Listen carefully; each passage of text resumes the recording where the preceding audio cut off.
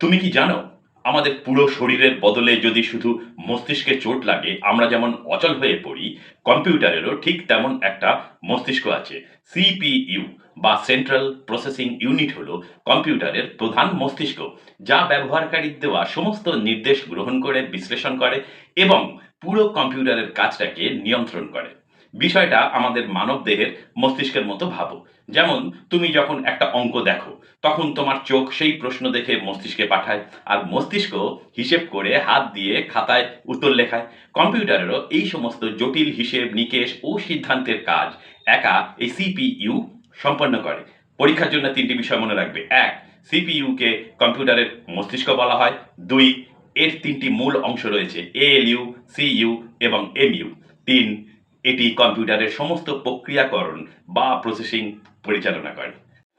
এর পরের ক্লাস হবে আমাদের মেমোরি। তো যারা এখনো আমার চ্যানেলটাকে সাবস্ক্রাইব করোনি, তারা অবশ্যই কিন্তু সাবস্ক্রাইব করে রাখো। এরপরে কিন্তু আরো দারুণ দারুণ জিনিস তোমাদের জন্য আসতে চলেছে।